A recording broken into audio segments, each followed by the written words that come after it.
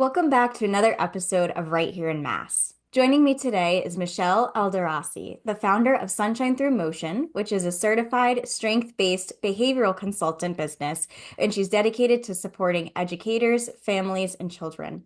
With her M.Ed in early childhood education and a focus on Montessori teaching, she brings a wealth of knowledge and care to her work with children, from birth through young adolescence, whether in their homes or in their classrooms. Michele, welcome to the show. Hi, thank you for having me. It's my pleasure. I am very excited to bring you on here. We've only had, I think, about maybe two guests before who've been in kind of like the early childhood space. So I love being able to bring on people who might be in industries we haven't showcased a ton before. So I think this will be a really good episode. I'm excited for it. Thank you. Me too. So for our listeners, of course, Michelle's full bio is in the show notes, so you can check it out and see what she's been up to. But Michelle, I'd love to start off by having you share more about yourself with us and what you do. Yeah, absolutely. So I just became a new mom in January of 2025. So that's been a whirlwind. And it's been awesome and all the feels. But before that, I went to school for early childhood education for my undergrad and my master's. And then on top of it, I got my Montessori training with um, the support of all the magical teachers out there that helped me through the navigation of kind of picking on where I wanted to be. I was in a daycare center for a little bit, so I have background of being an educator in the daycare centers. And then I was in the early childhood field of the Montessori world of working in a classroom from 2.9 to 6 years old, all in one classroom. And then I decided that I wanted to do more. I kept on seeing families really struggling more with the children that were misunderstood in the classroom. Mhm. And I tried to help as much as I could, but there was obviously, administrators and things like that you couldn't really help as much as you want. And so that's when I started to shift my focus onto my business. I followed a behavioral consultant named Meg Thompson for about a year, right before COVID, right before everything shut down. Um, and that's kind of how I got my foot in the door with looking at behavior in a very different way. So, strength-based behavior is looking at how can I support this child for who they are. Um, it's not the reward systems that we really see a lot in school systems. Reward systems is like the clip up and clip down charts, Mhm. the ones that are shameful. They are actually very shameful and put these children that are just misunderstood, can't self-regulate, um, don't know how to control their bodies yet on display. Yeah. Um, and it's, you know, teachers don't know, parents don't know what they don't know, but it is, when you look at the system, it's a very shameful system. Mhm. And who has control over that? The teachers, not the child. Um, and so I really look at behavior as a communication. What are they trying to communicate with me? And so we dive deeper into how to come up with strategies that give them life skills, Mhm. rather than saying, here's a sticker, nice job. It's okay, what can we support them with? So I always lead into what are the skills that they need to work on? What are their strengths, right? 98% of the time, a child with a challenge in behavior is a lack of skill or an unmet need. So looking at that, we we dive into the Maslow's hierarchy of need. We look into flowing with the child, movement. I bring in a lot of holistic modalities now. So meditation, breathing techniques, kind of things that, we look at as adults that we use. Why don't we Mhm. bring that into the classroom and bring that into the homes for the child to use? Um, so that's kind of, You're so knowledgeable. I mean, just hearing everything that you're talking about, I'm like, oh my gosh, I feel like you could talk about this stuff with like no prompt. Like you, it seems like you know it from the back of your hand, honestly. yeah. But I love what you mentioned too about the part about A, not having like those typical reward systems, because like you said, there's so much shame that comes with that. If the child who isn't rewarded due to reasons to no fault of their own, just like you said, if they can't self-regulate or express themselves, it's challenging. And then I feel like, I'm just assuming here, but I feel like that probably causes more problems because now they're upset or left out because they're not at that level that their peers are at with rewards and whatnot. So I think that's a really, really good and also insightful point that you bring up there. Yeah, absolutely. And that's the thing. It's a quick fix, which I'm not saying that, I know being in the classroom, it's easy to do. Hmm. We do need control of the classroom, but at the same time, we need to make sure we're giving love, connection, patience, and time for these children. Right. And, if you sat all day in a chair for 6 hours, with very little movement, very little, social connection, um, it's hard. I mean, I'm not, you know, I left the classroom because I wanted to support more children. Hmm. Um, because I couldn't do the things that I know is so important for children. And I know teachers feel the same way. And that's why we're losing a lot of teachers now Yeah. because the system is, not for the child, unfortunately. Right. And I feel like what alludes to that, what you're saying is that it's just a lot of burnout from everyone. I mean, just facing so much burnout. And like you said, it's a systemic issue that everyone else is affected by. And like you said, they can't really make the change that they want to see. Hmm. Yeah, it's about that balance and, really advocating for your students and advocating for yourself in your classroom. Hmm. And when I come in, I really try to advocate.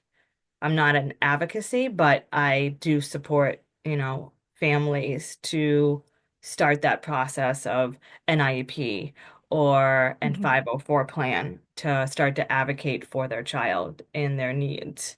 Yeah. I start the ball rolling. I'm definitely not up to up to par taking on other things like that, Mhm.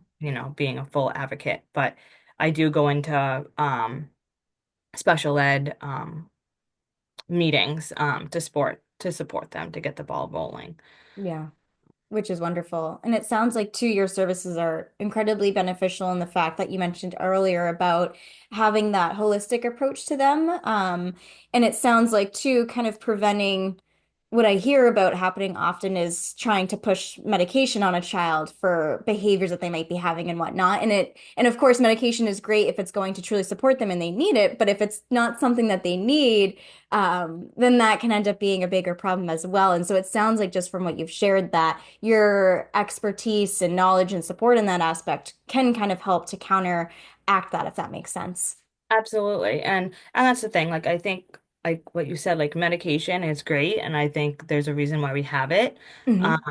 But I always try to stress the like let's try to figure out how to support them without it. And sometimes we can't. Sometimes they Right. need the medication to actually learn the skills Hmm. and then slowly start to decrease the medication since they've been able to focus on learning the skills. Right. Right. And it's like that counteract balance, we just don't know until you try it and how that affects kids. I'm not saying I'm not against medication, but I'm not for it. I mean, it depends on the situation. I think, right, Totally. it's all that balancing of, there's certain kids that really need it and they are grateful that they're on it. Hmm. And they say it, they say, I'm so grateful for this medication. And other times they're like, I don't like the way it makes me feel. And it's like, Hmm. okay, let's go back to that drawing board, right? It's, when parents come to me and they're like, okay, how are you gonna fix my kid? And I'm like, I'm not here to fix them. I am Yeah. here to support you and give you strategies to support yourselves. I do a lot of parenting um, s- work as well Hmm. as the child.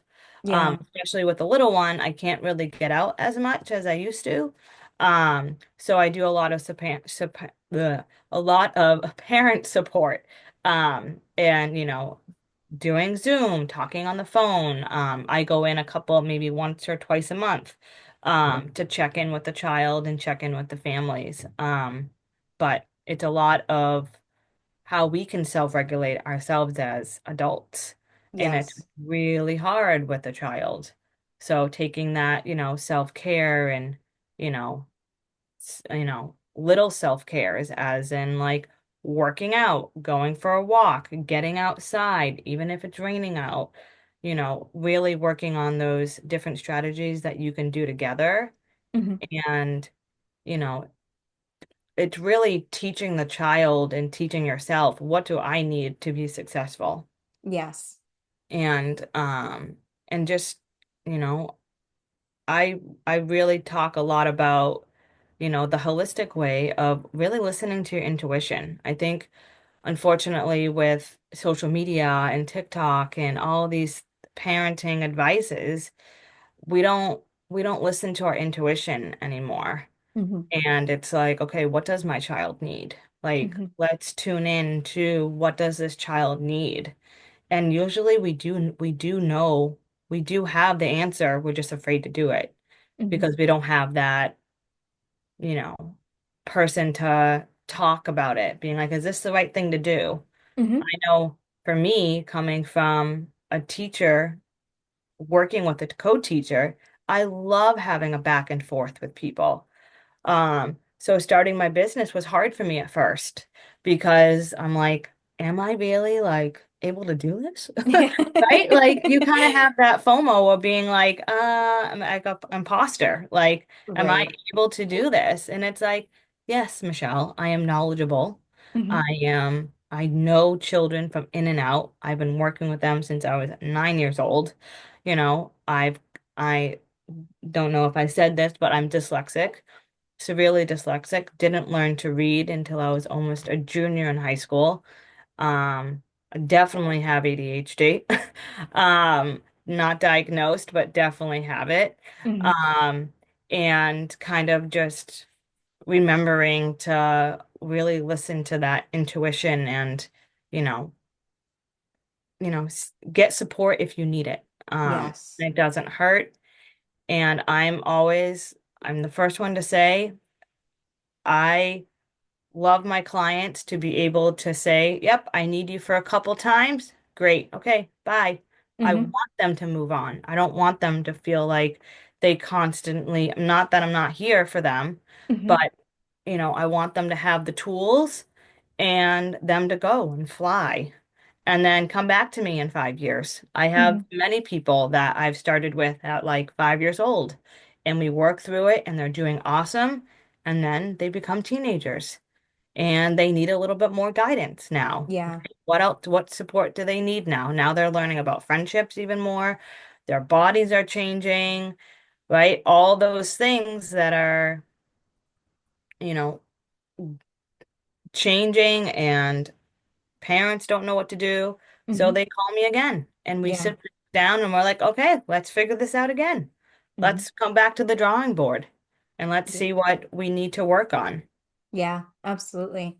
And I So love that you mentioned that you do provide that support to parents as well, because although I'm not a parent, I do have a lot of close people in my circle who are parents, and parents are under so much pressure and stress between juggling careers and their household and paying their bills and like anything and everything that just comes with being an adult. And it is so hard to just try to keep it all together and do everything yourself. And so I love that you mentioned that that's one of the pillars that you bring support to is just being there for the parents as well, because they're as deserving of support as their children are. And so I think that's really great value that you provide and bring to the table there. thank you. Yeah. It's it's a whirlwind, especially, becoming a new mom. Like I Hmm. knew you like especially being in this field, like I knew, right? Like I knew like the way it was going to be, but you just don't know. Yeah. Like I can imagine it, but you just don't know how much it is and how much you need that, quote unquote village. But you really Hmm. do. You need that village to just bounce ideas off of each other. And like I have children that I've worked with that the parents are so overwhelmed that they yell a lot. And they're Hmm. like, how do I stop yelling? And it's Hmm. like, you take that step back. You take that step back and say, okay, what can I do in this moment? Hmm. How can we look at this behavior as in it's not against me? And I think that's the, you know, the problem that we look at children as they're trying, not that we assume that they're trying to do this to us, but we have to take ourself out of it. We Yep. can't say they're being manipulative because they're trying to hurt me. And it's Hmm. like, no, they're trying to figure it out. Think Yeah. about, children are learning how to talk, learning how to walk, learning how to do social studies, science, math, and then on top of it, socializing, learning how to socialize with others. Then on top of that, learning how to self-regulate, social and emotional needs, all of this stuff in a little body. Hmm. And they're burnt out. I get a lot of calls that all these children are great at school. They're awesome at school. Every time they come home, they are you know, a whole new person and I cannot handle them. Hmm. And because that's their safe place. That Yeah. is absolute safe place and they let everything out. They hold it all together and then they explode at home. Hmm. And it's really figuring out, okay, what can I do yes, I'm grateful that this is a safe place. However, it's hard for me because I'm burnt out too from work. I have to make dinner. I have to get them in the bath or I have to get them to sports. How am I going to do that? And we Hmm. work together as a team to figure out that balance. And Yeah. everybody's different and every routine is different and every family dynamic is different. So when people ask me, well, what do you normally do? I just say I have to be flexible. I have to know where your struggles are and how can we work as a team to make this happen, to make it flow better. Yeah. Um, and it I have to have families that are willing to put in the work though, because it's a lot of work. It's not going to be an easy fix. Hmm. Um, you know, I think that's a sad thing about it is that some people think, oh, well, I'm just going to hire somebody and they're going to fix it. And it's like, no, I only come in once a week or on Zoom now. Hmm. Um, so it's that like balance of are you willing to put in that work and it's really looking at yourself and saying, Yeah. what can I do to help my child? And it's a lot of work. Children bring out the worst in us and not in a, negative way, even though it feels negative. It's a lot. It's Yeah. you can't prepare for it. You can't prepare motherhood or fatherhood or parenthood or whatever you want to call it. Hmm. Um, right? It's really does. It slaps you in the face and you're like, okay, let's run with it. Well, how can I, you know, look at it as chunks of time and how can I support myself and my children? Absolutely. And you've mentioned a few times that a lot of your work involves teaching children life skills. And so, would you be able to give some examples of what those life skills are and how you've supported children in that capacity? Absolutely. So life skills have definitely have changed a little bit with social media and the with the cell phones and them Hmm. being very um addicted to them. So, communication. One thing I really focus on is checking in, like a big check-in. You know, at the end in the morning, how are you feeling? In the afternoon, when you're getting off the bus, how are you feeling? Let's check in. Let's have a conversation. Let's put down the phones and the technology and really learn how to have communication, especially in the classroom. I really Hmm. work a lot on that with it's called the Peace Rose. And the Peace Rose is from a Montessori lesson. And it talks about cause and effect and how can we it's basically like a talking stick. And it's Hmm. just going back and forth of you made me angry because you know, took the marker that I wanted. And let's talk about it. And having that back and forth conversation. Hmm. Um, and then that's a life skill that we have to really work on. And then sensory skills of when I'm over regulated, how can I help my body calm my body down? So I do a lot of heavy work. I talk a lot about movement. What ways do we move our bodies? What ways do we show our anger? Hmm. We don't talk a lot about what ways do we show our anger. There's four ways that we show our anger. Our mouth, so we say some really mean stuff. Our hands, so we can push, throw. Our feet, some kids run or some kids kick. And then the fourth one is our whole body. So we use hands, feet, and um, mouth, right? So we look at that as a child and figuring out how we can come up with strategies for each one for how you express your madness or your anger. Hmm. Um, and then coming up with, for one strategy, one child had a really hard time regulating after school. So she loved to swing. So we had a pull-up bar and we put up a pull-up bar in the middle of the hallway and she swung for like 3 to 5 minutes as long as she wanted to self-regulate herself right after school and she was able to come sit down, have her snack, and finish her homework Yeah. within an hour of being home and was able to go out and run around and have fun after, right? So we learned that, okay, she needs to self-regulate her body. How are we going to do that? She needs to swing. Okay, Hmm. we don't have a swing set outside. Okay, what other way can we do this in us, they were in an apartment. So what way can we do it? Let's put up a pull-up bar, Yeah. right? So simple things that, there was another child that I had that would like to barricade herself. When she got really angry, she would barricade herself and barricade the doors. And I would sit outside the doors and just said, I'm here. Hmm. I'm listening to you. Again, it takes work, it takes time. Yeah. And eventually I was able to get into the room. And then I was able to hold her. I was able to bear hug her. And she just needed that squeeze, that hard, pressure to calm Hmm. her bodies down. And so then we learned, okay, we got her not to barricade anymore. We got her to come to me now. Okay, what does she need? She needs something that's heavy on her. So we Hmm. got her a weighted blanket. Or like, now they have some beautiful things that are called like sensory socks. And it's a sensory, like literally a sock around your body. Oh, And nice. yeah, it's awesome. And it's like basically a bear hug.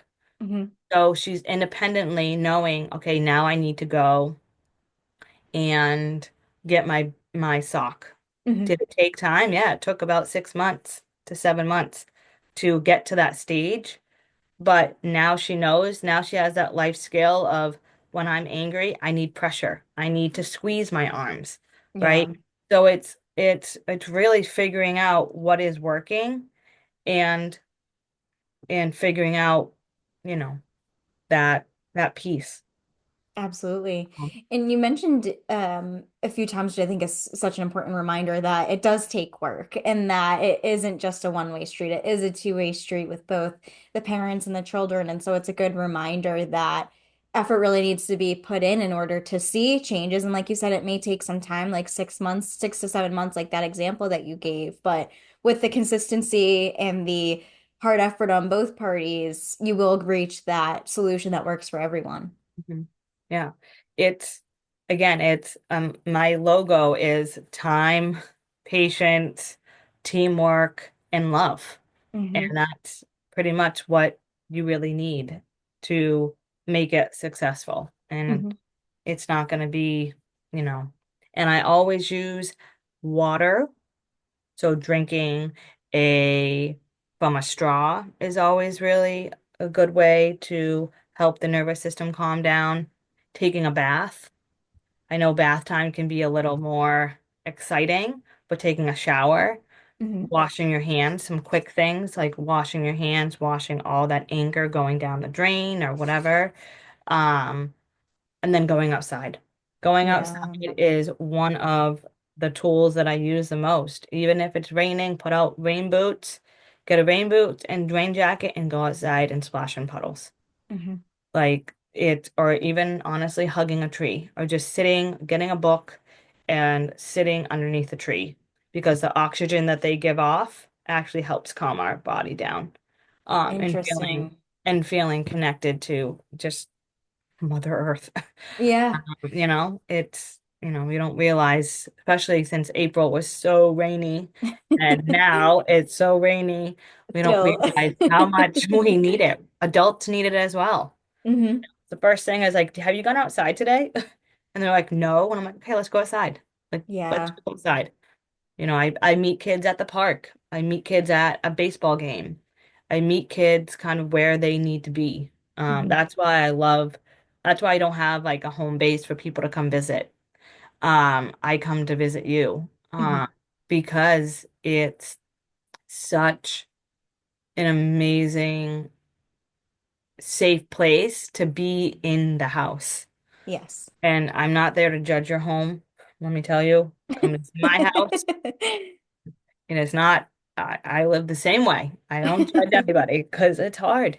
Like you Yeah. said earlier, juggling a career, juggling the household, making sure the laundry is done, making sure the kids are fed, making sure they're bathed. It's a lot.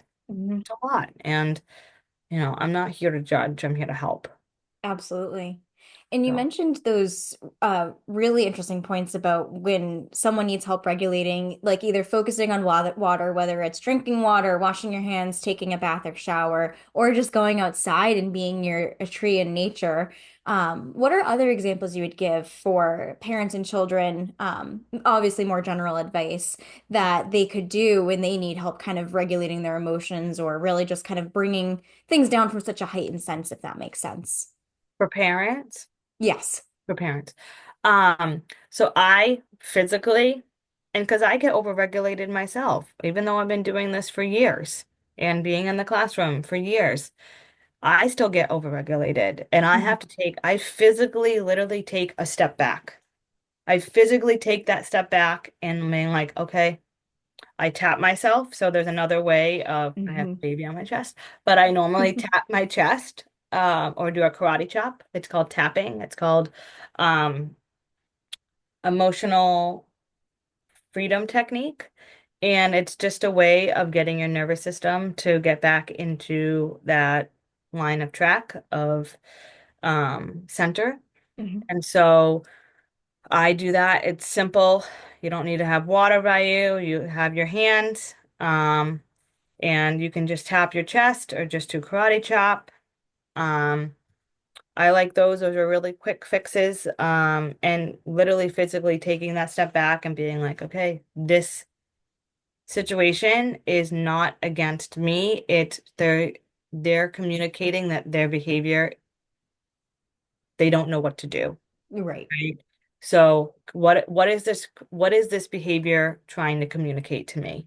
And if we continue to say that in our mind, what is this behavior trying to communicate with me? Hmm. Okay. They are dysregulated because I said no to a cupcake at 8 o'clock at night. Yeah, they're mad. Yep, but it's time for bed, Hmm. right? And so I can lay with you, I can support you, I can read a book to you, but I'm not here to be yelled at. Hmm. And having that logical and natural consequences to their actions. So a natural consequence to their actions is if you are hitting me, I'm not going to stand for that. That is not okay. Violence isn't okay. And you can say, in our family, we don't hit.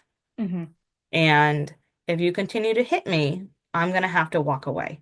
Hmm. And a lot of times parents are like, but they follow me. And it's like, yeah, they probably will. They Yeah. probably will. But, right, we can say we can hit a pillow, we can go hit the couch, we can go hit, I always suggest getting a punching bag, right? If they're really into hitting. I can hold up a pillow and you can punch the pillow and I can Hmm. hold it for you. Right? So using your hand in a positive way.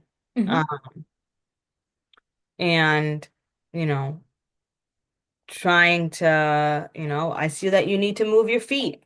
Okay, let's go run in place. Let's go sit down on our backs and do bicycles, Hmm. right? So thinking of different ways to, and it's hard. You can't do it all, right? We can't do it all, especially at night if you can't go outside hitting a soccer ball at Right. 8 o'clock at night right before bed, right? But you remember being a kid and putting your feet against yours. I mean, I did it with my siblings, with your feet against your feet, and you push back and forth. That's Yes. always a really good way of getting that motion of running, right? Hmm. And you're doing it together. A Hmm. lot of children like to do things together, especially when they're unregulated.